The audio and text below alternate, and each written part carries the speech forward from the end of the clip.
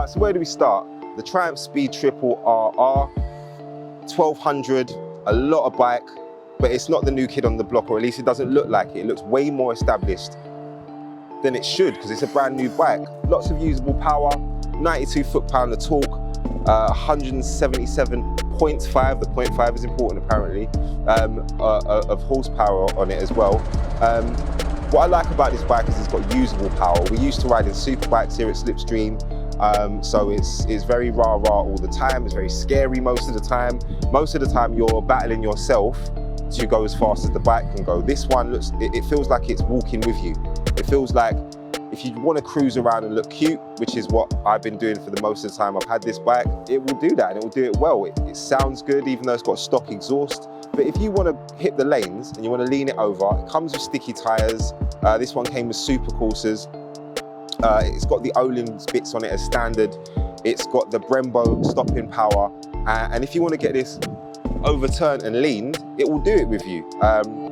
You can really wring its neck as well, and it's forgiving. It's not going to try and throw you off. It's not going to try and spit you out the other end. It's going to ride with you.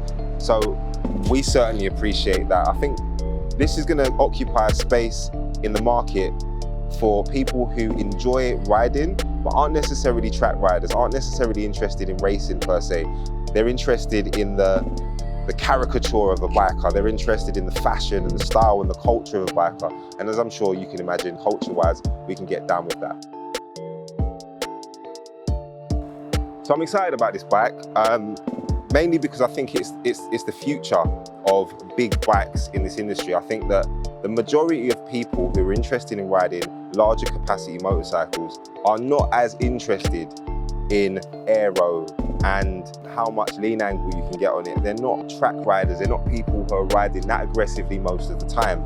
Most people, they want the ability to, feel the engine grunt, go quickly when they need to, but they want something that's beautiful. They want something that makes them feel like the rider that they always wanted to be.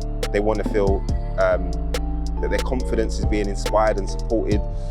And this bike does all of that really well. So I think that with bikes like the Super Veloce and other manufacturers like BMW reaching back into their kind of cafe racery, classic bike space, yeah, it's going to be part of that ilk. It's going to be part of that group.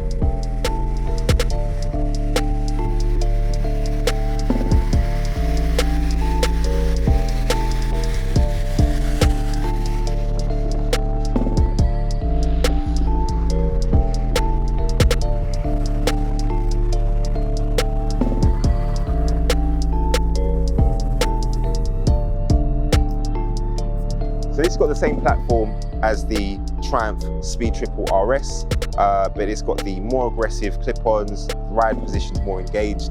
You feel like you're in the bike more. I feel like I could very easily drag my knee, if not elbow, on this bike, whereas on the RS it felt more like a hooligan mobile, like I wanted to get the front wheel up, I wanted to wrap around basically, I wanted to get busy. I love the design element of this bike. It is an instant classic for us. We shot it out here in Thamesmead. This is super refined, very pretty. We wanted to give it the backdrop of some like brutalism. So you got that kind of early 80s, late 70s brutalism.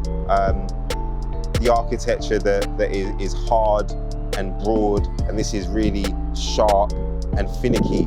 And I like the contrast between those two things. I think it looks really good in this space. But equally, if you took this out onto a country lane, pulled up to have a pub lunch somewhere, it would be right at home there as well. So this speaks to good design. This speaks to it being able to kind of fit and form in lots of different spaces for lots of different people. So for us, we're a big fan of this bike.